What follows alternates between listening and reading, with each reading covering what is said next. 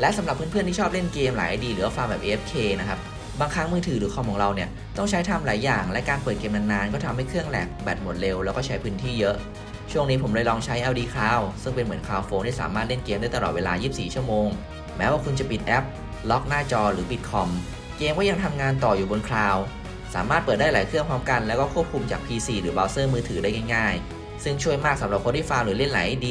ถ้าใครอยากลองเนี่ยผู้ใช้ใหม่สามารถสมัครผ่านลิงก์ของผมในคำอธิบายเพื่อจะลองใช้คลาวด์โฟน 6 ชั่วโมงในราคาเพียง $0.1 และยังมีส่วนลดพิเศษ 50% สำหรับผู้ชมช่องผมถ้าสนใจสามารถกดลิงก์ใน description ด้านล่างแล้วลองใช้ดูได้เลยในส่วนของ Biochemist นะครับที่ผมไปเล่นมาเนี่ยก็ต้องบอกว่าในคอนเทนต์ PVE เนี่ยเรียกว่าเป็นตัวแบกนะครับทั้งดัน TOC หรือว่าดันต่างๆเลยนะครับคือเป็นตัวที่มีดาเมจที่แรงมากนะครับแล้วก็ PVP เนี่ยนะครับก็จะเล่นเป็นในส่วนของกึ่งซัพพอร์ตเนาะทีนี้เดี๋ยวมาดูสเตตัสผมกันนิดนึงแล้วกันนะครับคือสเตตัสเนี่ยนะครับผมเล่นไว้2แบบแล้วกันนะครับแบบแรกเนี่ยก็คือเป็น Staying In นะครับก็คือการไปตีบอสปกติทั่วไปเลยนะครับ PDK ตอนนี้นะครับอยู่ที่4242นะครับแล้วก็ในส่วนของ MDK นะครับ2135เนาะเลือดเนี่ยอยู่ที่ 39,000 นะครับในส่วนของค่า PVE นะครับ391นะครับแล้วก็อันนี้เป็นพรีเซตขนนกของ PVE เนาะผมทำไว้แค่391นะครับถ้าเจาะเนี่ยนะครับอยู่ที่578แล้วก็ในส่วนอีกพรีเซตหนึ่งนะที่เป็นสเตตัสนะครับก็จะทำเป็นวิดขึ้นมาตรงส่วนของวิดเนี่ยนะครับก็ทำมาเพื่อยืน POC นะครับดันแมวอะไรพวกนี้เนาะแล้วก็ Elite Tower นะครับประมาณนั้นนะครับอันนี้มันก็จะได้เลือดเพิ่มนะแต่ว่า PDK MDK เนี่ยก็จะลดลงนะครับค่าอื่นๆเนี่ยนะครับมันก็จะเท่าเดิมแหละแล้วก็ตรงส่วนของ Variable Casting Time เนี่ยนะครับควรจะทำไว้ที่ประมาณ 43% แล้วกันเนาะนะครับเพื่อที่จะให้ได้นะครับมันอยู่ที่ 0.2 วินะครับอันนี้ก็จะให้ดูสเตตัสเต็มๆอีกทีนึงแล้วกันนะฮะประมาณนี้เนาะ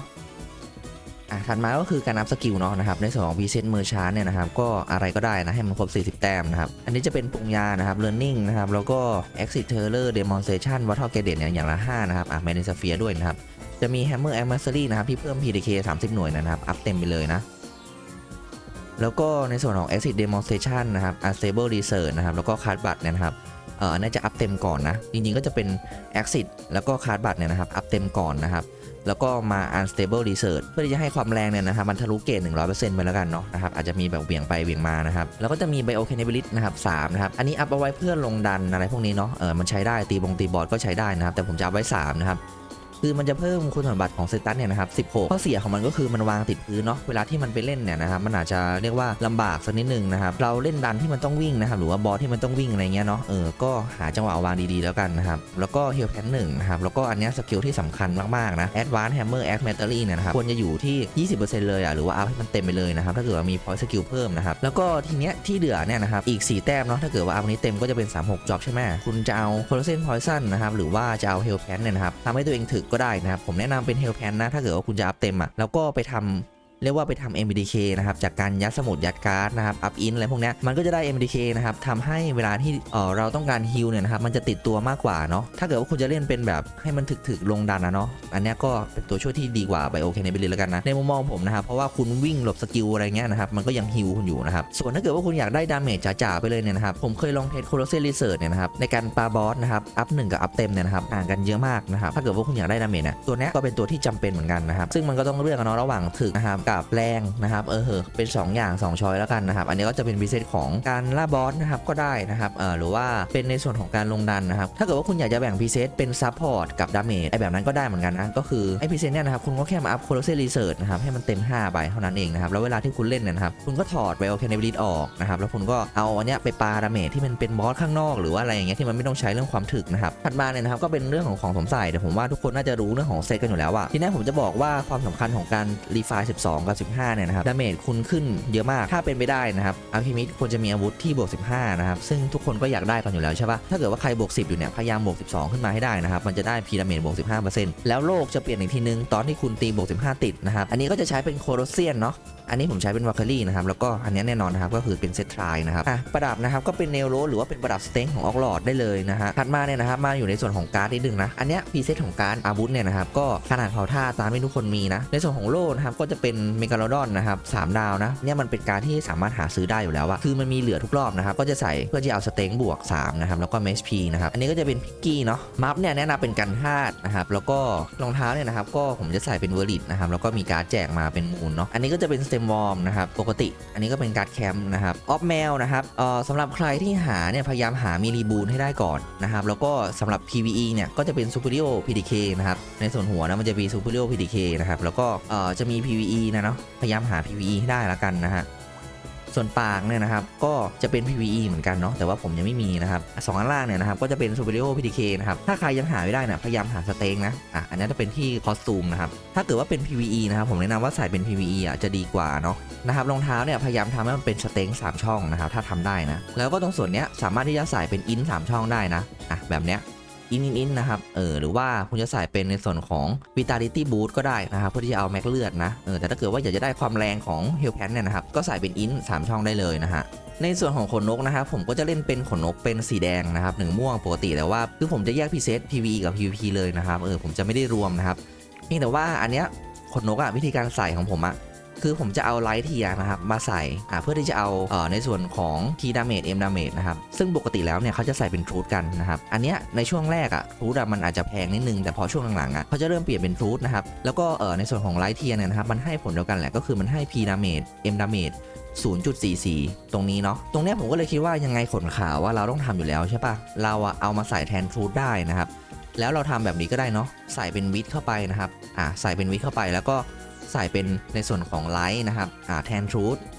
มันจะได้ไม่ต้องเสียทรัพยากรในการทำเนาะสำหรับช่องป้องกันนะครับคือมันจะต้องเลือกระหว่างไนท์เดย์ใช่ป่ะแล้วก็ขนนกอันนั้นถ้าเกิดว่าช่วงแรกๆคุณใส่ไลท์เข้าไปได้นะมันให้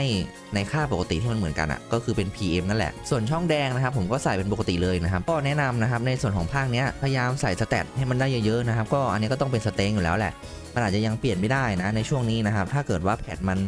ตัวเลขประมาณนี้อยู่นะครับยังไงก็ต้องมีสเตตนะฮะแล้วก็สำหรับส่วนของการเล่น TOC ต่างๆเนี่ยนะครับก็อย่างที่ผมบอกไปนะครับว่ามันก็เป็นตัวแบกได้เลยนะครับในทุกๆดันเนาะเพียงแต่ว่าคุณจะเป็นต้องมีค่าซีซั่นนะครับอัพให้มันลงในส่วนของ P damage bonus M damage bonus แล้วก็ P damage reduction M damage reductionนะก็ถ้าเกิดว่าคุณตีบวก15ได้คุณอาจจะรับลงดัน TOC ได้เลยนะครับในช่วงแรกๆนะฮะในส่วนของ middle นะครับ middle ก็เป็น PDK MDK ปกติเนาะแล้วก็อันเนี้ยก็จะเป็นP damage นะครับซึ่งผมจะอัพ reduct ไปด้วยนะครับในช่วงเนี้ยมันจะเป็นต้องใช้การยืนให้ได้ละตรงส่วนของ P reduct เนี่ยนะครับมันก็จะมีการเสือซึ่งตรงเนี้ยผมลองแลกเอาไว้ลงในส่วนของการเล่น PVP Guild League คือมันก็เป็นช้อยในการเลือกเนาะถ้าเกิดว่าคุณอยากจะเล่นสายปายาคุณก็ต้องเล่นการ์ด PO แต่ถ้าเกิดว่าคุณจะเล่นเป็นในส่วนของ Hellcat คุณจะต้องใช้การใบนี้นะซึ่งไอ้การ์ดเสือเนี่ยนะครับมันก็เอาไปใช้ในการลงดันต่างๆได้เหมือนกันเนาะเพียงแต่ว่าถ้า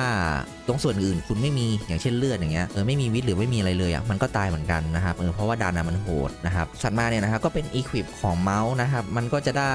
pyramid reduction เนี่ยคือผมจะเน้นเป็นอันแรกก่อนนะก็คือซ้ายบนนะครับส่วนอันเนี้ยขวาบนเนี่ยนะครับเขาจะให้เป็น PP damage bonus นะครับพยายามจะเน้นเป็นในส่วนของอันที่มันถึกไปก่อนแล้วกันนะฮะแล้วก็ในส่วนสัตว์เลี้ยงที่เป็น damage นะครับคือสัตว์เลี้ยงที่เป็น damage นะครับก็จะใช้เป็นนกฮูกนะครับเป็นหมึกนะครับแล้วก็เป็นโซฮีเนาะแล้วก็จะมีบาโฟนะครับโอเคนะครับวิธีการเล่นเนี่ยนะครับคือถ้าเกิดว่าเพื่อนเนี่ยนะครับเปิดหมึกเราเนี่ยนะครับควรจะเปิดนกฮูกนะครับในส่วนของนกฮูกเนี่ยนะครับมันจะให้ไอ้ค่าตรงนี้ที่มันเป็นที่บอสเนี่ยเห็นไหมได้รับดาเมจพีดาเมจเพิ่มขึ้น 20% เนี่ยนะครับมันจะไม่ทับกับของหมึกเนาะแล้วมันจะทำให้ในส่วนของไอ้เนี่ยมันแรงขึ้นนะครับตัวของสกิลเราที่มันปามันจะแรงขึ้นเยอะมากนะครับอันนี้เดี๋ยวผมเทสดีเพจให้ดูเลยสัก1 นาทีแล้วกันนะก็อันนี้จะเป็นเพอร์เซกนะครับไม่ได้ปลายนี่ตั้งแต่ตอนแรกแต่ก็ไม่น่ามีปัญหาเพราะว่ามันก็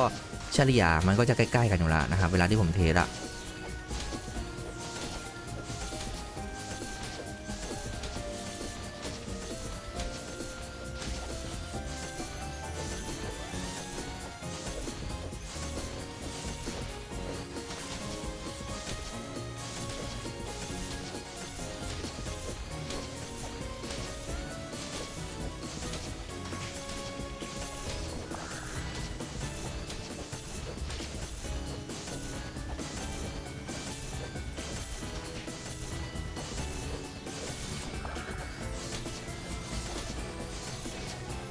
ก็ประมาณ1,700,000แล้วกันนะครับ